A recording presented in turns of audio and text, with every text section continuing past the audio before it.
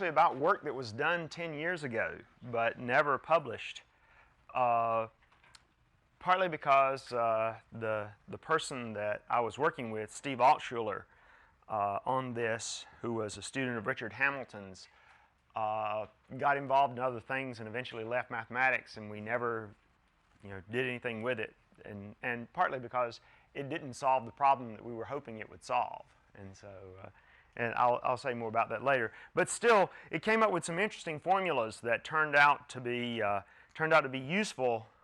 Well, now seem to be useful to the physicists who I went to this meeting on G2 geometry at IPAM this spring, and people were asking all kinds of questions that turned out were in this unpublished manuscript that we had not touched for about 10 years, and so it made sense to post it on the web, which is where it is now, and to give a talk about it. Plus, it'll give you a little practice in G2 stuff if you're inclined to think about these things.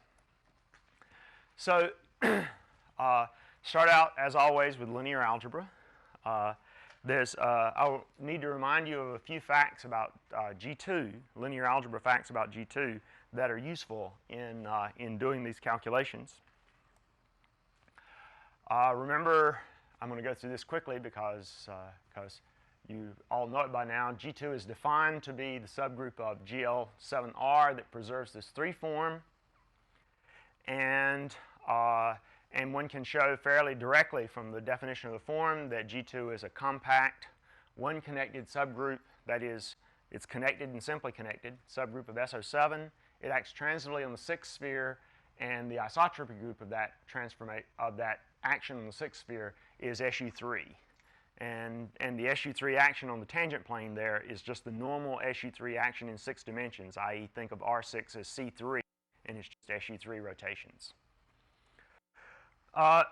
Because R7 is odd dimensional, if you have a maximal torus, well, the maximal torus has to act on R7, it has to leave some vector fixed, and therefore it's conjugate to a subgroup of SU3. So that means the maximal torus actually has to be a torus in SU3, and the torus in SU3 is 2-dimensional. It's the diagonal matrices.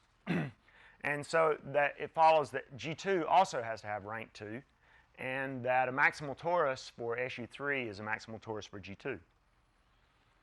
There's even though SU3 has a center isomorphic to Z3, those are the multiples of the identity, which is cube roots of unity times the identity matrix. Those central elements fix an element in R7, and therefore they can't be central in G2, because if they were, then that fixed direction in R7 would be invariant into G2, which is not. So G2 has no center. So that means all of its non-trivial representations are faithful. There's no kernel in any representation. Speaking of representations, the representation, it's important when you're working with the orthogonal group in Riemannian geometry to understand what the basic representations are of the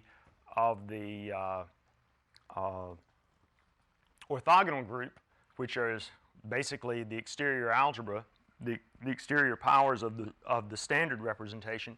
You need to know what the representations of G2 are, at least the first few. You don't have to understand all of them. The first one, the lowest dimensional one, is the 7-dimensional one, not surprisingly. Otherwise, I would have defined G2 as some subgroup of something lower. And the second one, the next one turns out to be G2, the adjoint representation itself, the 14-dimensional representation. And the rest of them, well, of course, there's a 2-parameter family of them because it's rank 2, but the only ones that we're really going to care about are some fairly low-dimensional ones. And they're basically the ones that occur along the 2 borders of this matrix. Of course, the trivial representation, nothing to say about that. This one we've already talked about. And this one, which is the 27-dimensional, if you think about it, it's the symmetric power the traceless symmetric quadratic forms on this guy gives this guy, and this is the traceless cubic forms on this guy. But you can see that the dimensions of the representations of G2 begin to climb fairly rapidly as soon as you leave those low-dimensional representations. And that's a good thing. That's very good because it means that these representations almost never show up in your calculations when you're doing calculations for metrics with G2 structures.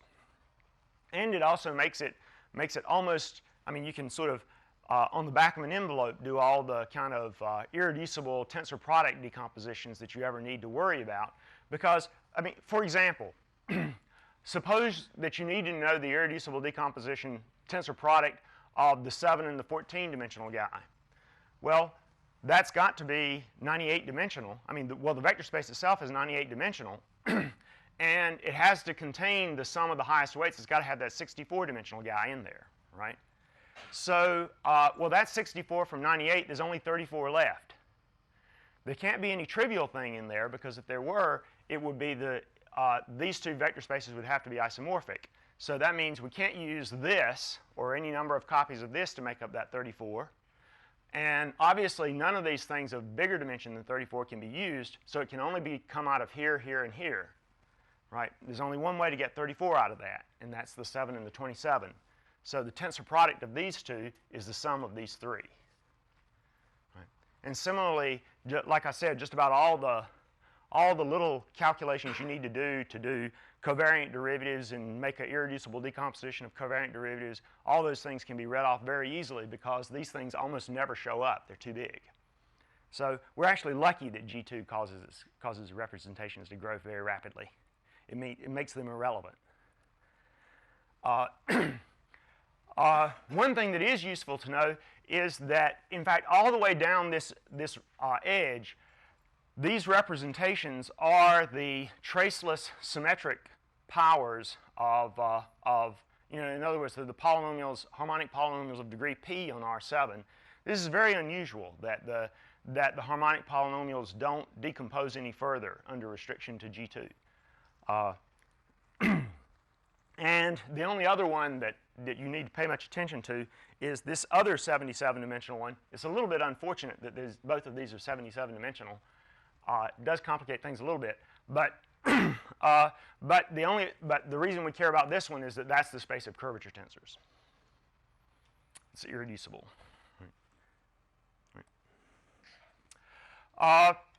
We've talked about irreducible representations. It's important to understand the decompositions of the exterior algebra. So let's look at that because that's going to be the analog of the Hodge theory on G2 manifolds. You look at the irreducible decompositions of the exterior algebra, and in say Kähler geometry, you look at the irreducible decomposition of the exterior algebra, and that gives you the Hodge decomposition, and you know that everything commutes with that. In Kähler geometry, the same thing happens in G2 geometry when you have G2 holonomy metrics. Of course, the two extreme powers are isomorphic to R7, so they're irreducible. But the remaining ones are not. They're all reducible in the middle range. And since there's only 2, 3, 4, 5 to worry about, and by duality 2 is 5 and 3 is 4, it's enough to understand what happens to 2 and 3. Okay. Now, the irreducible decomposition of lambda 2 is pretty easy to see. Lambda 2, because it's the skew symmetric 7 by 7 matrices, that's the same as the Lie algebra of SO7. G2 is sitting in there, so SO7 has to break up as the sum of G2 and G2 perp. Well, of course, that's 14. That only leaves a 7, and that 7 has to be irreducible. If it weren't irreducible, there would be a fixed vector, and that would say G2 leaves fixed a 2 form, but there can be no non-degenerate 2 forms in 7 dimensions, and so G2 can't fix anything because otherwise it couldn't act irreducibly. So it has to be the full R7. Can't be anything else.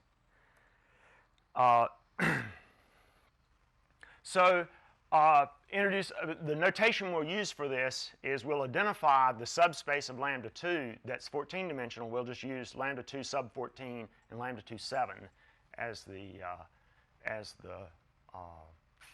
to denote those two spaces. And it's helpful to have an explicit description of them. And there's a couple of different descriptions you can take. One of them is to understand how you can embed a 1 form into the 2 forms. And one way you can do that is take the 1 form, wedge it with the dual of the 3 form, that is with a 4 form, that makes a 5 form, and then take the dual, and that gives you a 2 form. And obviously that map from 1 forms into 2 forms is equivariant under G2, so that has to hit that piece. You can't hit anything else. A more explicit way of writing out what this thing is that it actually happens to be, if you look at the map of wedging with the 3 form and then starring, that maps lambda 2 to itself, and it has 2 eigenvalues. It has +2 and -1. And this piece, the 7 piece, is the 2 eigenvalue for that operation, and the 14 is the -1 eigenvalue. This, by the way, you'll probably recognize from Richard Thomas's lectures talking about higher dimensional gauge theory. So we're in 7 dimensions. The n-4 form will be a 3 form, and that's the fundamental 3 form phi naught. And the condition for a curvature is that if you take the curvature, wedge the fundamental form, and then star it, you should get minus the form. That's the anti-self dual. That's the 7-dimensional notion of anti-self dual for G2 geometry. And so that's why this 14 piece shows up the way I mean that's the significance of this 14 piece. Similarly, again, do your little ABCs. This 35-dimensional representation, which is lambda 3, has to have a 27, a 7, and a 1-dimensional representation in it. That's how it has to break up. There's no other way it could, just for numerics, there's no other way it could break up. And you can give an explicit description of this decomposition as the multiples of the fundamental form. That's obviously the trivial representation. Any way you can get a 7 into there will work, and one way to do it is to wedge with the 3 form and then star, and that'll take 1 forms to 3 forms, so it's got to hit the 7 piece. And then what's left over has to be the 27 piece. And you can describe it 2 ways. You can describe, one way is to describe it this way as what happens when you kill this piece and this piece. And that's what these equations are for. If you wedge with star phi naught, that takes you from 3 forms to 7 forms, so that implies that's one equation. That's what kills this piece. If you wedge with phi naught, that takes you to 6 forms, and that kills the 7 piece. So these 2 equations kill these 2 terms, and it leaves you only with the 27 piece. So that's how that thing's defined. And this 27 piece, as I said, there's only one representation of G2 that's isomorphic to 27. It's the quadratic traceless things, and you can explicitly produce a map here. And the reason I'm introducing this is because it'll show up in a formula later. You can explicitly introduce a map from quadratic forms into 3 forms by doing this. I of alpha circle beta, you just do this symmetric thing in alpha beta. You take beta, wedge the 4 form, star it, and then wedge it with alpha. Add up, and you'll see that's a 3 form that depends bilinearly on alpha and beta. And then when we symmetrize, obviously it's well defined on the symmetric product. It's easy to check that this map is not 0, and in fact, it's not 0 on its image is not a multiple of phi naught, so it has to do something. In fact, this irreducible 27 piece has to go to the irreducible 27 piece. And you can actually construct an inverse more or less directly in the following way. You want to map 3 forms back to quadratic forms. So given a 3 form, I want to interpret it as a way of evaluating a pair of vectors. What I'll do is I'll just take the 2 vectors, left hook them into phi naught. That gives me a pair of 2 forms. Wedge those together with gamma. That gives me a 7 form. Start. I have a 0 form. In other words, a number. So this is bilinear, symmetric in V and W, and it's easy to check that if you take a quadratic form, apply I to it, apply J to it, it comes back minus 8 times itself for anything in here. So so that shows you that these two guys are actually isomorphic. That's it's a fairly explicit way of writing it down, and like I said, I'll need it for something a little later on. Well, that's enough linear algebra. Let's talk about G2 structures. If you have a 7-dimensional smooth manifold, as in my lecture on Thursday, a G2 structure is a 3 form, so that at each point it's of definite type. That is, at every point there is some isomorphism of the tangent space with R7, so that it pulls back the standard 3 form to be the form that we have. And as I mentioned before, I remind you that to have a G2 structure is not much of a condition on a 7 manifold. It just has to be orientable and spinable. And the set of G2 structures I'll just denote as this set, lambda 3 plus. It's a set of 3 forms, and they're the sections of this open subbundle of the 3-form bundle. That is, the 3 forms. Well, the fiber of this bundle is GL7 mod G2. Again, as I said on Thursday, every G2 structure has associated to it a Riemannian metric in an orientation form, a volume form, and calling on the linear algebra we were just talking about, every time you have a G2 structure, the G2 invariant decomposition of this induces a corresponding decomposition of the P forms on M. And so, for example, the 2 forms of type 7 are the 2 forms in phi that the 2 forms on M that have the property that when you wedge them with your G2 structure, it's twice the dual of beta. Again, using the duality defined by phi. And similarly, the 14 piece, same, instead of a 2, a -1. And similarly, you have definitions of the omega 327 piece or the omega 37 piece, and so on. Now remember, I also said last time there's this theorem of Fernandez and Gray that says that if you have a G2 structure on M, then it's parallel with respect to its associated metric if and only if it's closed and co-closed. I can't talk. And but that's only a special case of a more general statement that you can make about G2 structures, because there's a general formula for the derivatives of a G2 structure and its for the derivative of a G2 structure and its dual form, its natural dual. Let me describe that because that will turn out to be useful. It turns out to be quite useful in calculations. For any G2 structure, there are unique differential forms, tau 0 of degree 0, tau 1 of degree 1, tau 2 of degree 2 and of type 14, and tau 3 of degree 3 and of type 27. I don't put a subscript on this because it's irreducible already, so there's no point in putting a 1,7 or a 0,1 there, so forget that. Anyway, so that the following equations hold.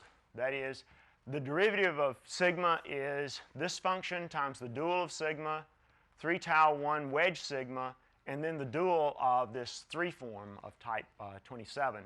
And similarly, the derivative of the dual of sigma is 4 times this tau 1 wedge the dual of sigma plus this 2 form wedge sigma. And the 2 form is of type 14. Now, this formula is actually more or less trivial. There's only one thing that's not trivial about this formula, and that's the fact that tau 1 shows up in both places. Because, see, d sigma is, of course, a 4 form, and the 4 form has to be decomposable into 3 equivariant pieces, and one of those pieces is multiples of sigma. I mean, one of those is multiples of sigma dual, one of those is multiples of sigma by 1 forms, and one of them is the dual of the 27 piece.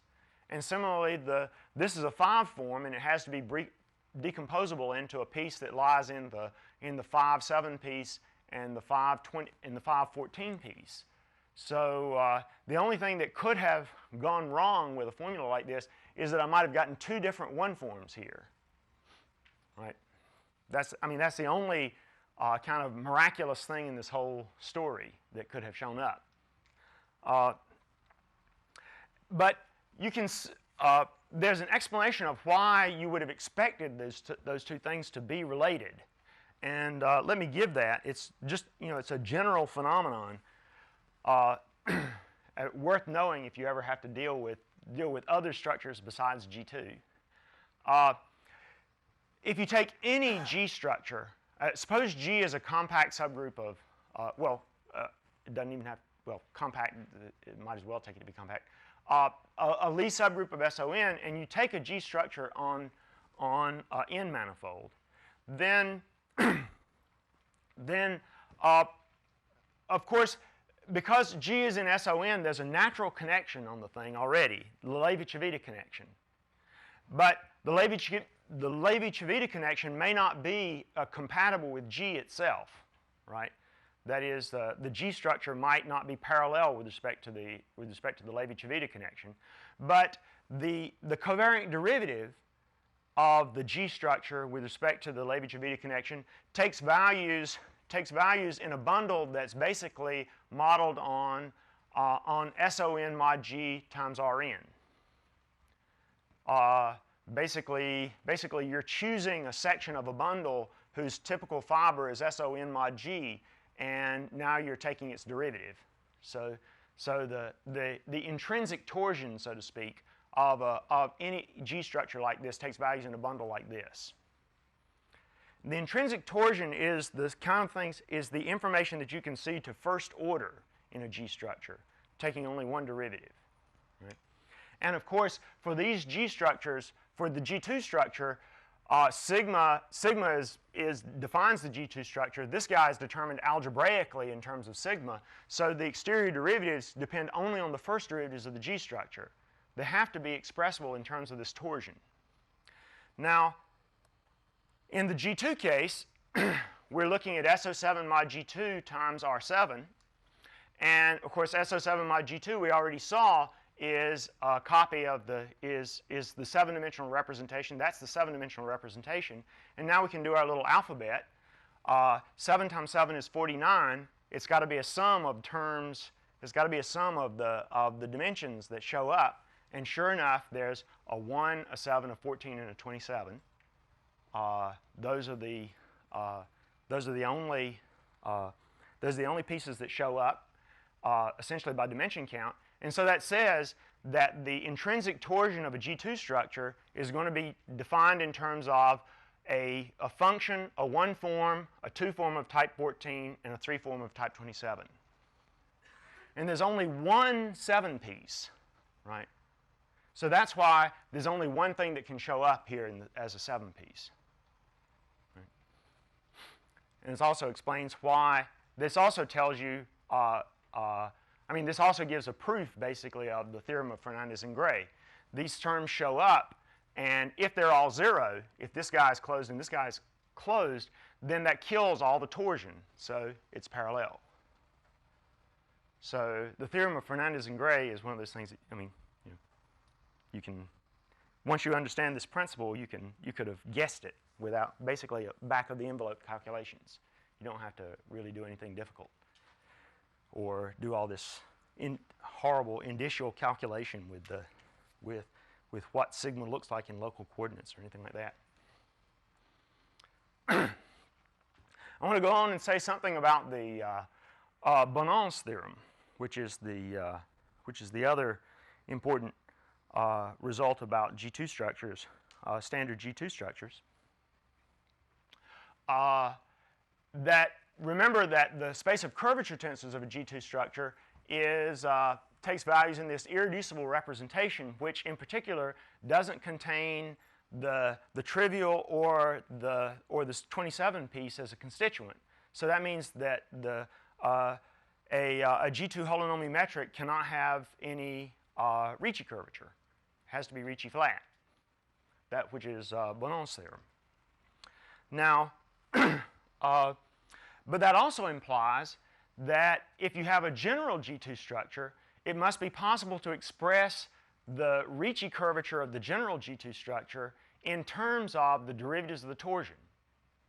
Because if the torsion and its derivatives, if the torsion is 0, then the Ricci curvature is 0, and that sort of by general principle, it's not a little bit more than that, but not much more than that. General principle tells you that there must be a formula for the Ricci curvature in terms of the torsion and its derivatives. And in fact, there is such a formula. You can sit down and bang it out. It's a kind of a routine calculation. So that I don't scare you right off the bat, let me just put up the scalar curvature first.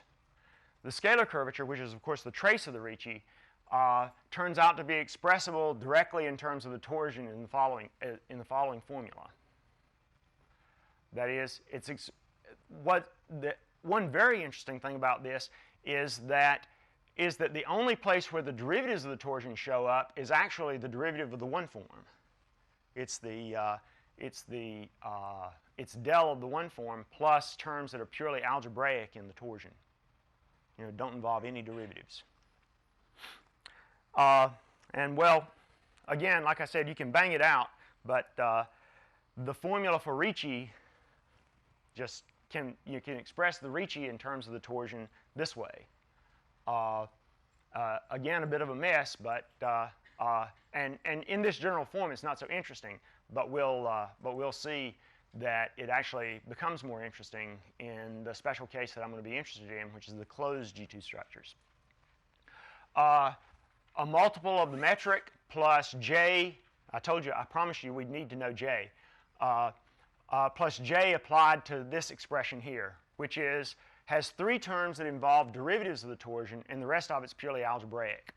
This Q, by the way, I didn't want to write it out. It's written out in the archive paper. It's just some quadratic expression in tau 3. There's basically, oddly enough, unfortunately, it turns out there are 3 quadratic maps, 3 equivariant G2 equivariant quadratic maps of tau 3 into R plus sim2 0. Fortunately, only one of them shows up in the formula.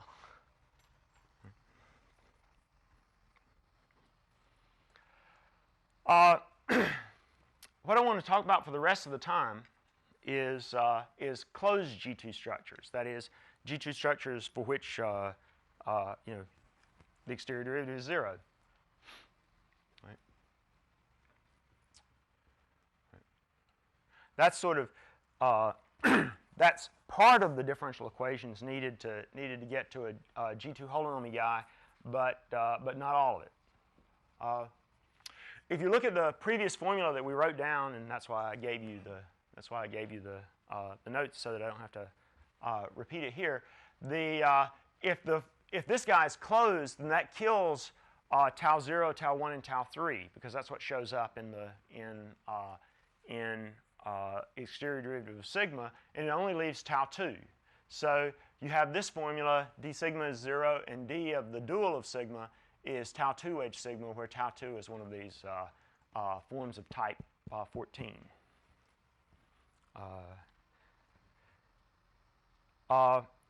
And in particular, because of that, you get these algebraic identities, which turn out to be useful.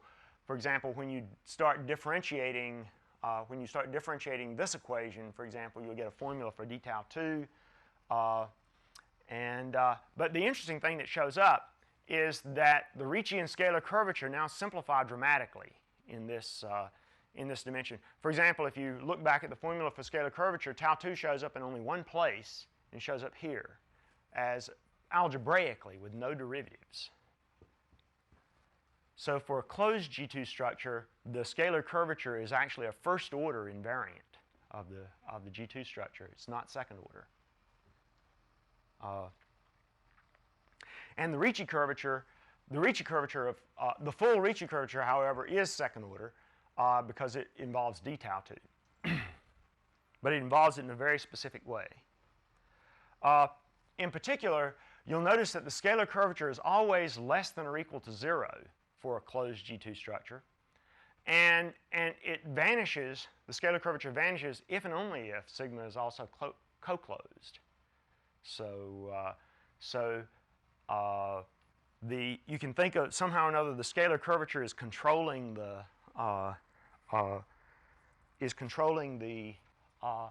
entire remaining derivative.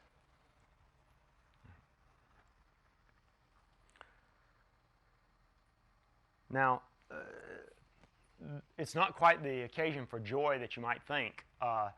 It's very easy for metrics to have negative scalar curvature. You can kind of, take any old metric and bump it, and you'll just about always get something with negative scalar curvature. It's much harder to get something with positive scalar curvature. And when something can't have positive scalar curvature and can only sort of bump up to it, then getting to 0 is just as hard as getting positive, apparently. One conclusion that, another conclusion you can derive from these formulas is that if sigma is closed, which I'm always assuming now, then the underlying metric is Einstein if and only if d tau 2 satisfies this equation. So the derivative of the torsion is, the exterior derivative of the torsion is completely determined that's for Einstein things, if there are any. Whether or not there really are any Einstein guys where the curvature is closed, I mean, for closed G2 structures is still an open problem. In fact, one of the reasons that I was interested in making this stuff available was that when I was at this conference on G2 manifolds back in March in IPAM, there were some physicists giving talks about Einstein G2 manifolds with closed, and they were looking for ones with positive scalar curvature. And they had this kind of elaborate construction of if you had such a thing. And I looked at it, and well, it had been 10 years. I hadn't really thought about it much, but I sort of got suspicious and went back and looked at my notes and found out they didn't exist. So, but they're still interested in these Einstein guys. And there's, like I said, there's some mystery as to whether or not there are any. It's a local problem or it's a non-compact problem because using these formulas after I posted this a couple of months later, Clayton and Richard Clayton and Stefan Ivanov showed that if you had a closed G2 structure on a compact manifold where the associated metric was Einstein, then it has to be co-closed as well. In other words, it has to be a G2 structure. But we still don't know whether or not there's one in the non-compact case, even locally. It'd be particularly interesting if there was a complete one, even if it wasn't compact. I don't have any opinion about this. It's when you sit down and do the brute force calculations, I have not been able to push them to a conclusion. I'll put it that way. I'm not saying it's hard. It's just maybe I haven't seen the right thing to do. I want to talk about another aspect of these closed G2 structures, something that has shown up in Hitchin's work in the last few years on the stable 6 forms and 7 forms and so forth, and that's this volume functional that Hitchin defines and an associated flow, gradient flow. So suppose you have a compact manifold, and you fix a cohomology class in the of degree 3. Of course, by cohomology class, I mean a set of, in particular, it's a set of closed 3 forms. What I want to do is look at this space may be empty, but depending on S, may be empty. I want to look at the closed. I want to look at the G2 structures that are closed and represent that cohomology class. So that's a in some sense, it's an open subset of this cohomology class. By open, in some weak topology, say C0 topology. And Hitchin defined a functional on this set, which is basically it's the volume of the underlying metric that's associated to sigma in this class. Now you might think for a moment that, well, maybe this volume depends only on the class S, but although sigma depends only on the class S, we're not assuming that it's co-closed. So we're wedging a closed form with a form that's potentially not closed, and as a result, this, as you vary sigma, this thing could very well change. And in fact, what Hitchin shows is that a closed G2 structure in this space is a critical point of this function if and only if it's also co-closed. So the critical points are exactly the things that correspond to metrics with holonomy G2.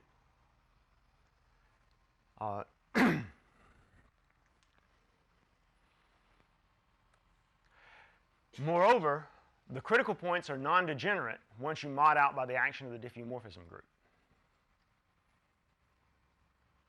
So it's a good, sort of like a Morse function on the space of on this infinite dimensional space, and we have a gauge group, the diffeomorphism group, acting on it.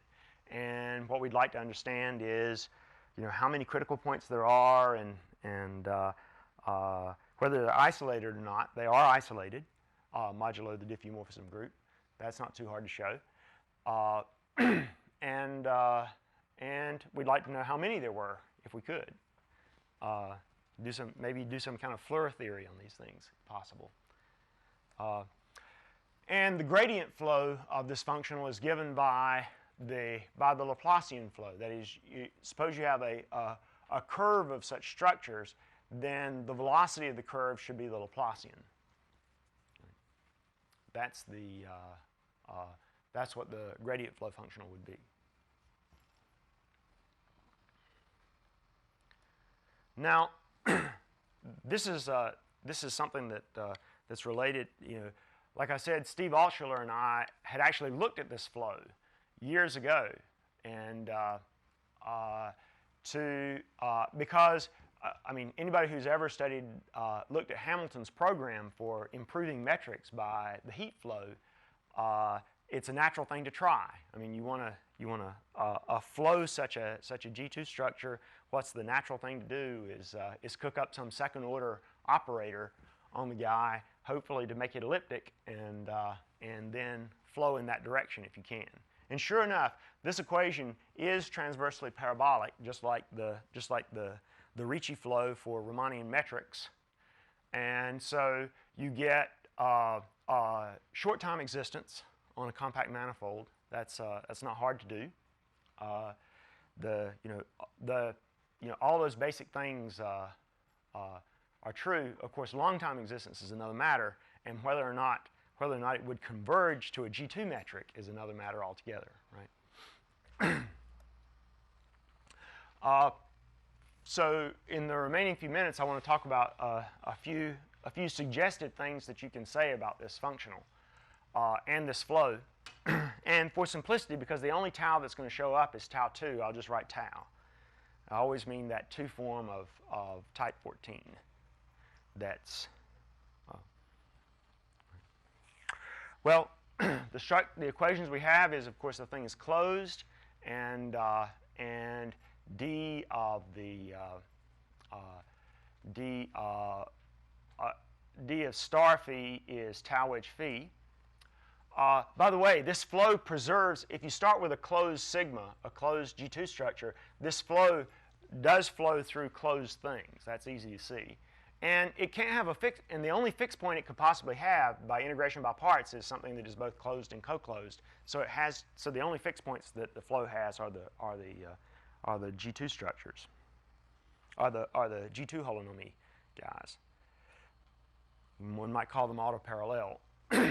Now, it's not hard to show that when you compute the exterior derivative of tau, if you look at the formulas that we wrote down, just bang them through, and you see that d tau actually turns out to be 1/7 of the square norm of tau times sigma plus, remember tau is a 2 form, so d is a 3 form. It's a multiple of sigma plus a 7 piece and a 27 piece, but the 7 piece is always 0, and the 27 piece is just some gamma that I won't worry about too much right now.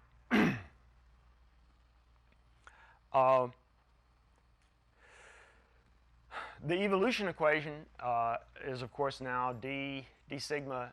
The time derivative of sigma is d tau. That's another way of seeing that it has to stay closed.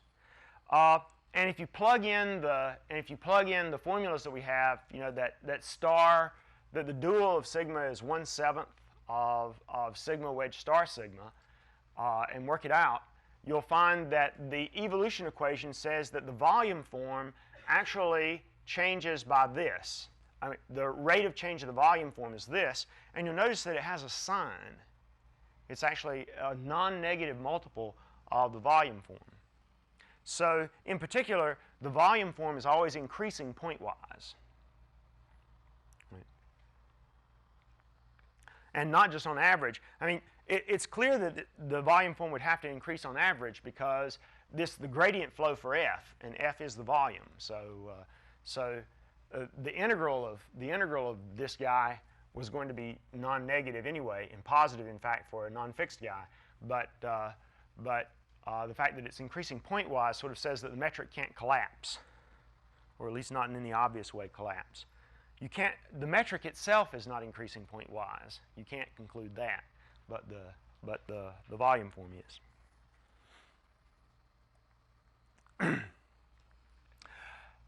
One further thing you can do is you can compute the second derivative of the volume form, and with a little work, again, just you have to carry through these formulas a little further, differentiate, collect. The details are in the thing posted on the archive. You actually get that the second derivative of f is given in terms of is this integral over m. 2/9 of tau to the square norm of tau minus 2/3 of the square norm of d tau. Now, this formula is kind of suggestive because although it doesn't, I mean, certainly not conclusive, but it does say the following thing about the geometry of what's happening to the Ricci tensor when as you flow. See. Suppose that we were actually flowing up, starting at some sigma naught, and we flow up to, sort of in the limit, we go up to some, say, sigma infinity that actually is a G2 structure.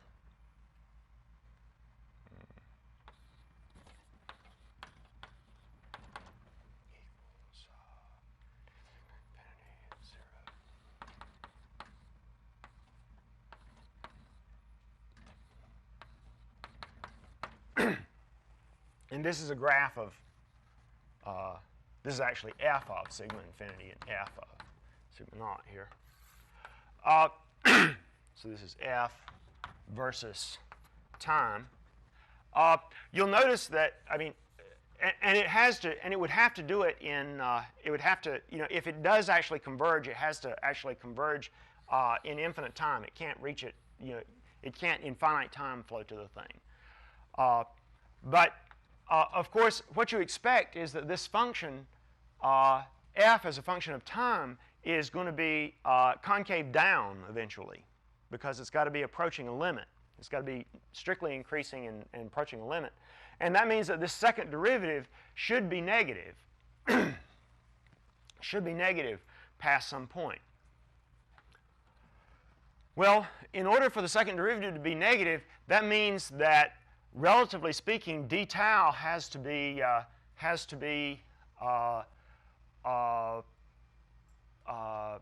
large, large compared to the square norm of tau. And if you remember the formula that said d tau is basically given by, and even I don't remember the constants, d tau squared times sigma, d tau, plus plus some expression like, I'm saying it wrong. The Ricci tensor is what I want. Ricci of sigma looks like some constant times the square norm of sigma plus j applied to d tau minus star tau wedge tau. You know, there's another constant here, lambda 2, lambda 3. You can see that the eigenvalues of Ricci are controlled. You know, whether or not the eigenvalues are close, relatively speaking. That is, if you take the maximum separation of the eigenvalues and divide by, say, the highest eigenvalue, that's going to be controlled by this guy, by d tau.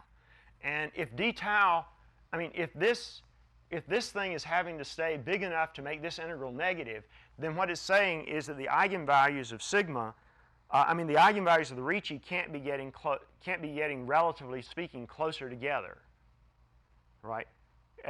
Percentage-wise, they have, you know, sort of relative scale, they can't be converging together, and and that's kind of, you know, if it's, you know, of course that doesn't really say anything too much, but it says that somehow or another the metric is not becoming, you know, at least in Ricci terms, uniformly round as it's converging to if it is converging to the limit metric. I mean, what we had hoped originally in trying to understand, in trying to prove that this thing actually converged, because, you know, our original goal was that we'd get something that was close to a G2 metric, a closed form that was close to a G2 metric, and then apply the heat flow, and it would converge to something that was actually a G2 metric. And but of course, we could never prove convergence. And one reason that you really can't prove convergence is, or that one roadblock we ran into was that we couldn't show that we couldn't get any control over the relative size of the eigenvalues of the Ricci tensor, and which is one of the things we were trying for. And it's formulas like this that tell you that it's going to be somewhat subtle. Now, this still may be surmountable. We don't know, but it remains a kind of intriguing possible alternative approach to constructing metrics with Holonomy G2 is to use heat equation methods, which so far have not succeeded. So anyhow, that's all I really intended to say. So I'll stop here. Thanks for listening.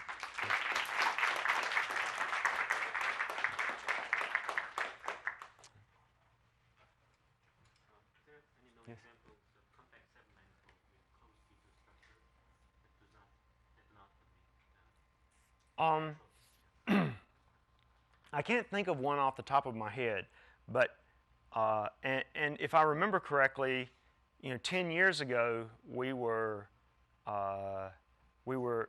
trying to think of such things, and maybe sort of halfway convinced ourselves that some did exist, but since I can't think of any now, I'm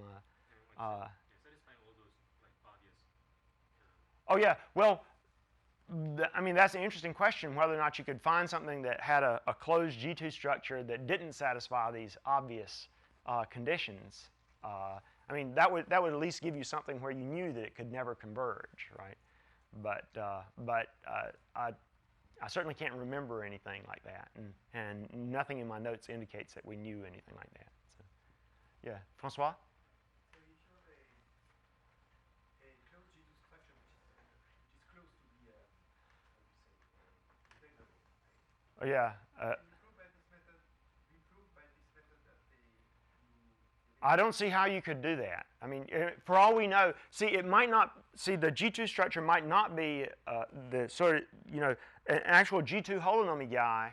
I think we were using the term auto-parallel for the G2 structure. I mean, parallel with respect to its natural metric, right?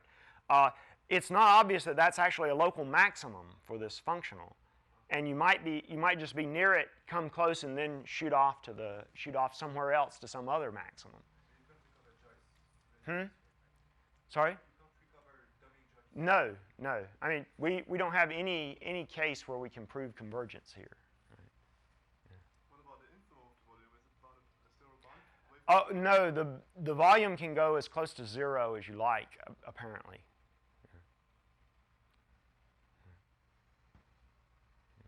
Yeah. Yes? So I guess if you had a parallel G2 structure, then you couldn't have had any symmetries. But Right. Is there some way of sort of going, when you don't have something parallel, can you impose some symmetries and therefore show that you sort of can't get a limit? I don't know of anything like that. Right. I mean that's a natural thing to try to construct something that has symmetries because they would have to survive in the evolution. Right. But I don't remember finding an example like that. So. Yeah.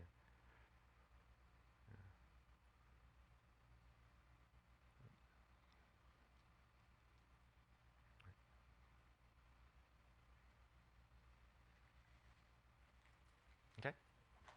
Thanks.